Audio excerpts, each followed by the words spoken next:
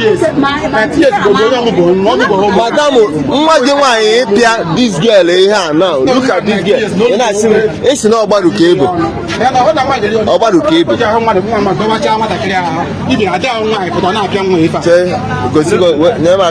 Let's see the wound. It's pure humiliation. It's humiliation.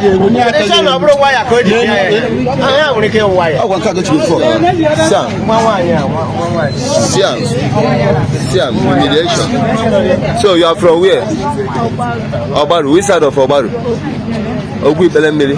Okay. You live with your mommy's sister. Okay. Who gave you this wound? The daughter. The first daughter. We need to get her. Because of what? What do you do?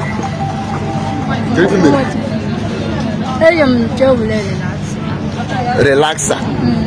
Okay, Madam, how many years, Kede? How many years are you? The last 19 years. Okay, no problem. You get us your daughter. Where is the woman? Sorry, you get us your daughter. You get us your daughter. You are from where, Madam? Ndoni or Nobaru? You get from River State. Okay. So actually, where do you live?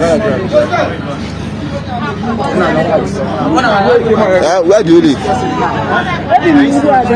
Uruago here. Where in Uruago? Where in Uruago? Ndojuku. Bendebonye. Where is the compound? Adolphus. For this compound. Okay. We are going to hand this case over to the human rights. Then you know the best way. We are not trying to harm anybody, but we know best way. Yes. Are you in support of what your daughter did to her? Yeah, you have all seen. Actually, this is the sister that gave the mark that flogged the girl that live with them. You understand? We eventually invite the security officers invited her. She came to the office. Already the mother was detained till she arrived. So we want to actually know. Tell us who among them flogged you. Auntie. So Oroma. No Nyenka. This your auntie. Okay, fine and good. And the only call email.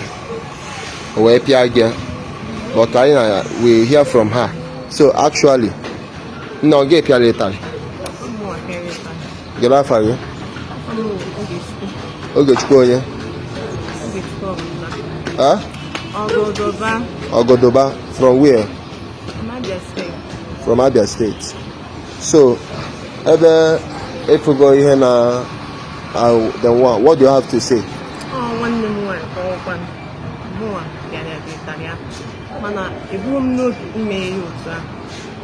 After campaign,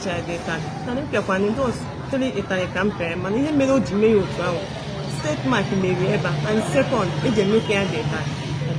So the tally can say you and don't make a one for the thing, we take one. They joy.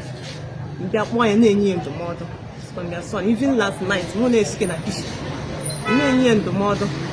Once, I want if he may email. And that dog out Gmail if I job with you on our post too much, and they hit me in our post. Oh, you meet the night, it's the yata, who do they need you and I can keep against you. And the way you will mom come what you took to Egypt. On our to me, go to me here, do not talk. In our G or not. In our G or not. And the thing now one more.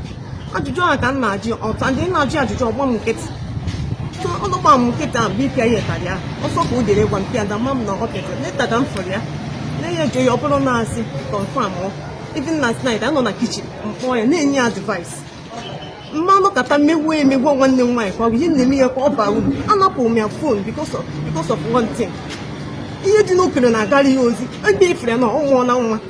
Or the more be man on what I will make us.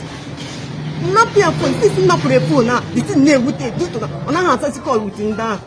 And now when a phone, Nata, not when a phone, Nata, keep on asking Nata. Sometimes so joy, and tea a dinner.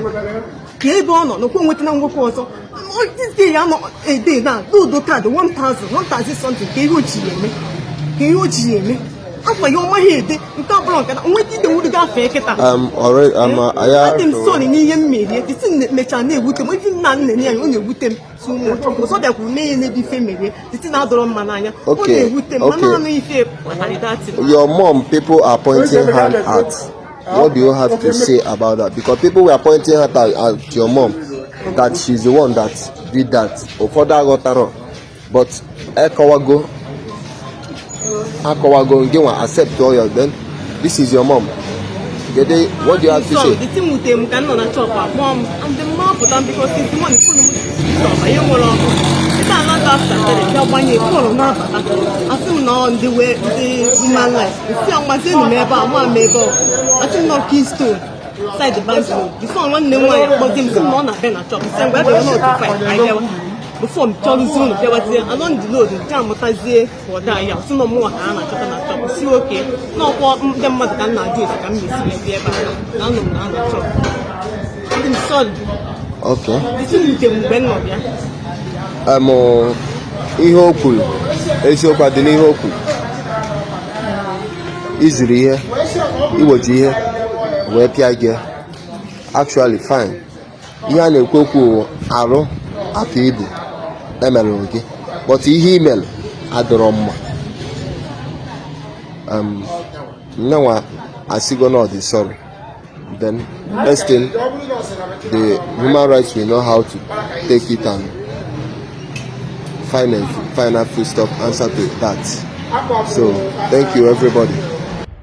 Ana mate ekwu na-ekwusi ike.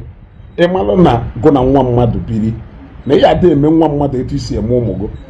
Ịma na ife ahụ ya tụrụ retiri nwa nke gị na nwa onye ọzọ mee ihe ekowe ka anụmanụ ka ikuwo ya onye mmụọ nya zụọ ịmụọ zụọ nwa nke gị hapụ ụmụ mmadụ amụmụ ife ụmụ nwaanyị si ada like ịda adụ constantly wicked sometimes and nwoke nọ n'ụlọ iwepụ anya mee ka ọ na ịfụ ha chetakwa na ndị mụrụ nwa nwere ike ha amahụ na nwa nke ha ya emecha end ya up be mmadụ.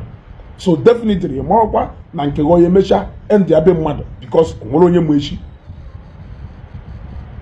ebe na subject ụmụ onye ọzọ to ife mana na ihe ekwe ka ụmụ pass ya through. Who is above mistakes? Nobody. If you want to caution nwa mmadụ caution nwa mmadụ etu ịma na etu esi wee caution nwa nke gị ọ bụrụ na nwata ka akpọta aka ọnụ na ebiri n'ụlọ treat ye nwa mmadụ etu ịma ihe esi wee treat nwanne gị kụọ ya efe ya kụọ ya ọ dụghị izi nwaanyị ị na-akụdi ya mind hepụ n'ọkata kụọ ya ofu ebe ihe esi wee kụta collateral damage because na ọnụ na-ebi n'ụlọ. That is wickedness and these people ya azụ ụgba ha azụ ụgba ka ha wee ghọta ife a na-ekwu. Enough is enough. Ịma na ịkpọrọ nwa mmadụ na ihe na-eru anya etu ya esi n'elu nwa nke gị ege na-akpọrọ zụra nke gị kube ụmụ nke gị ọhije kpọta nke onye ọzọ ị na-eti nwunye ebe ịma na nke gị ka na-etonite ebe ịma na-eme nwa gị pụta ịnụọ gị ijide nwa mmadụ ịkọ ya a lot of ụmụazị apasị ya na through all manner of inhuman treatment n'aka ndị ya na ha bi ọdụ right ama emepe ndị mmadụ si enweta obi ha na-enweta ebe a wickedness o na ife nwa gị kụrụ nwa mmadụ gụ na-ebi n'ụlọ ị na-pretend ka asịrị nwa ife na-eme. What did you do about it? What did you do about it? A lot of women want to nga because of this kind of treatment, but it seems like they are not learning anything. The other time we Eshala appear is Chalon what he bele. Posting Chalana, na gwenye sepulana ni Chalake, Nagi Jene, Yeme young one to clearly. For the Woluma, Piosichan one mother, for the Woloso, one mother or buy a neighboring coso, if your money Yemen, or for the William Manoko, for the William Mediocre, if your money Yemen, or for the Shopia Nima Bani. Ife mani ihe menke ụfọdụ ibi ihe galon ịma na oye buni gwenya buni ewe je chute mmiri onya buri oyi di ihe bi mani ihe ekwe ka nwa nke uwo ọkpa wee gaa.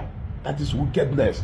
Mom ife na-eti ndị mmadụ wickedness ya n'ime ka ife kpata na pain ahụ experience mgbe ije mụ nwa nke na ime ọnụ the same pain ka another person experience mgbe ọ mụrụ nwa nke kedu ife dị iche na nwa na nwa nke amamife na-adị eme ndị na-agbụ dị wicked ha ji agbụ dị wicked ya that is wickedness yo kwụsịnụ yo and it's high time onye made the ọzọ ụgbado na ka ndị ọzọ wee mụrụ akọ na ọnụ onwe ndị ọzọ ya mụrụ akọ ịma na ịchọghị ịsụ nwa mmadụ ọ na ya atọreti nwa nke mmadụ ntụ isi wee tọreti nwa nke kpọrọ nwa akwa na ndebe ha gụ na ndị nke ubi were aka ụzụra ha ọkarịghị etu a